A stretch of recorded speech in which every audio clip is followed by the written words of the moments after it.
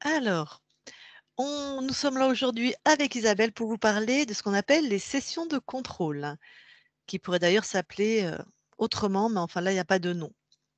Est-ce que c'est un contrôle? En même temps, c'est juste. Pourquoi faire une session de contrôle? Il y a deux raisons principales. La première, c'est que potentiellement, il y a peut-être encore une interférence. Peut-être que la conscience est passée à côté de quelque chose ou, comme certains, peut-être ils se sont fait réinterférer. Il y a eu une libération et une interférence de nouveau. Attention, ça c'est vraiment en général, les gens ont fait quelque chose, hein, c'est difficile de se faire réinterférer, hein. Soit ils ont prié, ouvert des portes, fait des soins avec des dragons, ce genre de choses, hein. Il y a une intention et la personne n'avait pas compris que ça ouvrait des portes. Donc première raison, c'est vérifier que l'espace est encore libre. Deuxième raison, c'est pour apaiser. Si vous demandez une session de contrôle, c'est que potentiellement vous avez un doute, vous avez peur. C'est difficile de métaboliser. Vous vous demandez constamment si votre espace est libre par rapport à ce que vous continuez de vivre. Et ça, le doute, c'est extrêmement difficile. Déjà, la métabolisation est un processus où il faut se prendre en main, il y a des choses à traverser. Si en plus on a le doute perpétuel de savoir si on est libre ou pas, ce qui va remettre en question notre souveraineté, ce qui va stimuler les peurs, les questionnements, les doutes, c'est difficile. Donc ça peut être aussi pour arrêter ce doute et être sûr de notre souveraineté. Et la troisième raison, effectivement, ça peut être aussi de mettre en lumière des programmes qu'on va trouver dans la matière. Donc, quand vous vivez encore des choses difficiles, si vous demandez une session de contrôle, c'est qu'il y a des programmes de peur, on va dire ça comme ça, ou de questionnement, pas que de peur. Et dans ce cas-là, on peut aller, donc Isabelle ou Christine, selon la télépathe, peut aller canaliser cette part de vous qui crée ce doute ou qui crée ce processus de répétition. Vas-y Isabelle, comment toi tu dirais avec tes mots? Bah, déjà, moi, je voudrais insister sur le fait qu'on a régulièrement des clients qui nous recontactent, qui demandent une session de contrôle et qui se sentent mal depuis plusieurs semaines, qui n'osent pas nous contacter parce qu'ils se disent que non, ils vont nous déranger, soit il y a pas de raison, soit voilà, peu importe, les raisons. Mais moi, ce que j'ai envie de dire, c'est si vous êtes dans la peur, dans le doute, si ça enclenche le mental et que ça tourne, et que du coup vous allez mal, n'attendez pas, c'est pas la peine d'attendre des semaines. Déjà, posez la question ou dites que ça va pas et s'il y a besoin, jamais on va vous dire, «Non, vous avez tort», Ce qui compte, c'est vous, votre ressenti, votre intuition et surtout votre ressenti. Donc tout ce que vous ressentez est légitime. Tout ce que vous ressentez et qui baisse vos fréquences mérite une mise en lumière. Donc n'attendez pas d'être mal avant de nous contacter. Tout à fait. Quand vous allez vous contacter, que ça soit Isabelle ou moi, déjà, on va vous questionner. Qu'est-ce qui, dans votre vie, qu'est-ce qui se passe que vous êtes mal? Et on va déjà avoir un premier regard. Soit on va vous dire, ça ressemble vraiment à des programmes de peur ou à des programmes dans la matière. Regarde, si je te montre tel point de ta vie, tout ça, ça s'améliore. Tu sembles être dans une métabolisation qui va bien. On va vous faire un premier retour et on va peut-être vous dire, attends une semaine ou deux, reviens vers nous, parce qu'on n'est jamais sûr.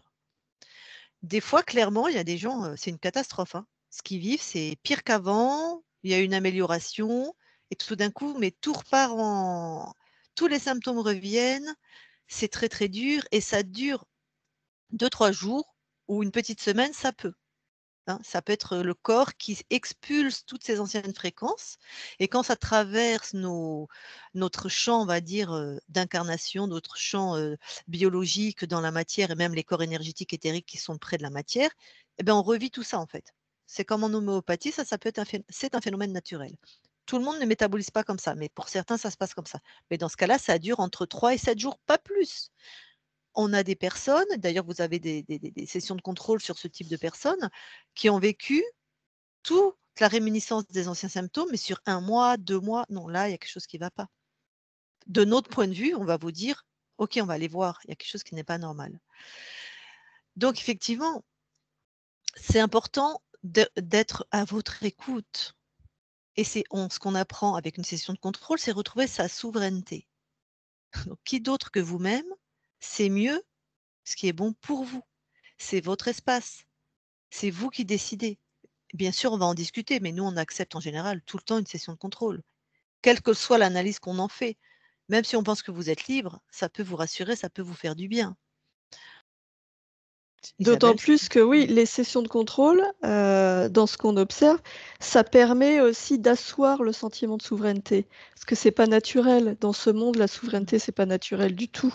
C'est pas ce Voilà, qu'on nous avec, a appris en eh priorité, mais hein. non, on apprend ça Hein, nulle part. Donc, ouais. c'est un processus qui prend du temps et c'est un pas après l'autre et le fait de faire une session de contrôle, ça peut, vous permettre d'aller un peu plus loin dans les sensations et dans comment je ressens la souveraineté dans mon corps, à l'intérieur, comment je fais pour l'exprimer dans ma vie.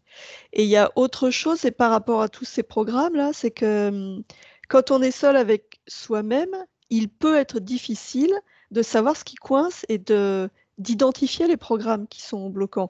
On peut se rendre compte que oui, on est dans la peur, oui, on est dans le doute, oui, on se sent mal, il y a des symptômes physiques, mais qu'est-ce qui bloque? Bah, des fois, on ne sait pas. Les sessions de contrôle, ça permet ça aussi, ça permet d'aller voir et de mettre en lumière soit une attitude, soit un programme, voilà, qui est bloquant. Une fois qu'il est mis en lumière, ça ne veut pas dire que ça va disparaître Et que grâce c'est à la réglé session de contrôle. complètement. Voilà, On et est hop, il bien y a plus de d'accord. baguette magique et Hein. hop. Mais une fois que vous l'avez identifié, qu'il est mis en lumière, ça vous permet après, avec vos outils, en vous faisant accompagner ou pas, de, travailler, j'aime pas trop ce mot, mais en tout cas de cheminer pour faire, disparaître ce programme à votre rythme.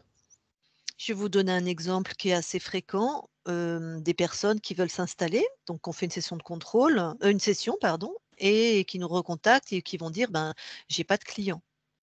Alors que ils ont fait dans la matière tout ce qui est, normal pour être vu, on va dire, le coworking, la com sur les réseaux, la com dans si c'est du local, ils ont été voir les commerçants alentours, voilà, tout est fait, il y a pas de clients. Donc ça, ils se demandent s'ils sont interférés ou pas, ce qui se passe. On va en session de contrôle, une conscience libre, tout va bien, qui envoie la prospérité, tout ça en général, en plus c'est assez joyeux et qui regarde elle-même, sa conscience du corps se débattre avec ses programmes et donc là, Isabelle va aller canaliser ce qui se passe. Pourquoi il y a pas de clients? Donc la personne va nous dire, par exemple: «Ben, j'ai peur, j'ai pas de clientèle» ou je ne sais pas ce qui se passe. Donc bon, bref, on va trouver la partie, qui est responsable de ça et là, on peut trouver plusieurs choses. On peut trouver simplement, c'est la première fois que la personne s'installe, une peur d'être vue. Si dans son histoire, il y avait cette peur d'être vue ou si les mémoires émotionnelles de quand elle était interférée, il fallait pas qu'elle soit vue. Si elle a vécu des traumatismes à cause du regard de l'autre, par exemple un viol. Quand on a été violent, on n'a pas envie d'être vu pour pas que ça recommence, vous voyez? Des choses comme ça. Donc se mettre en avant, devenir se mettre à son compte, c'est avoir une visibilité. Donc il peut y avoir complètement ce programme qu'elle a créé elle dans la matière ou être vue, c'est encore difficile parce qu'elle est en métabolisation et que c'est un programme de survie. Donc ne pas être vue, c'est un programme de survie. Donc vous imaginez bien qu'on ne les lâche pas comme ça ces programmes. Hein, voilà, si ça lui a permis de ne plus être violée, si on garde cette métaphore, ben, voilà, il faut du temps. On peut trouver ça donc quelque chose qu'elle a créé dans cette vie-là, qui lui appartient, ou on peut trouver, en allant canaliser cette part, un lien transgénérationnel aussi qui n'est pas apparu lors de la première session.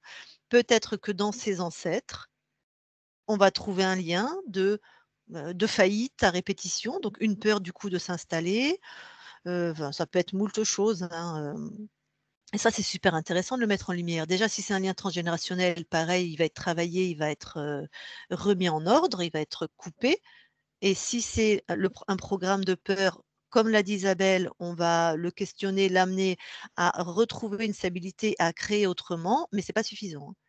C'est Non, pas non, parce que c'est pas c'est fait suffisant. en session que c'est réglé, hein. Ça, même Isabelle et moi, on l'a expérimenté, absolument pas et toutes les clientes qu'on a accompagnées. Ça facilite. Bien sûr, ça facilite et le plus grand cadeau de cette manière d'agir, c'est vraiment de vous voir vous-même dans vos processus, de les mettre en lumière comme l'a dit Isabelle. C'est beaucoup plus facile quand on comprend ce qui se passe, quand ça fait sens, quand on est sorti de la peur d'être interféré, qu'on comprend que c'est un programme qui nous appartient, de voir comment il est structuré parce que Isabelle ou Christine, moi, quand elles l'ont fait pour moi, c'est redoutable, hein, parce que c'est d'une précision, on se voit. Alors comme moi, je suis l'opératrice, donc je parle à moi-même, c'est d'une précision. Tout ce qui est dit, c'est exactement mon fonctionnement, qu'elles peuvent pas connaître en plus, parce que c'est des choses très personnelles. C'est redoutable. Donc voilà, ça aide beaucoup parce qu'enfin, ça fait sens. Comme si on reprend le contrôle de ça et on peut se dire: «OK, je dois travailler sur ça, soit je peux le faire moi-même, soit je me fais accompagner, mais en fait, tout va bien. J'ai juste ce programme à encore, travailler, écraser, dépasser», voilà. Oui, parce que c'est toujours pareil, c'est la connaissance qui libère.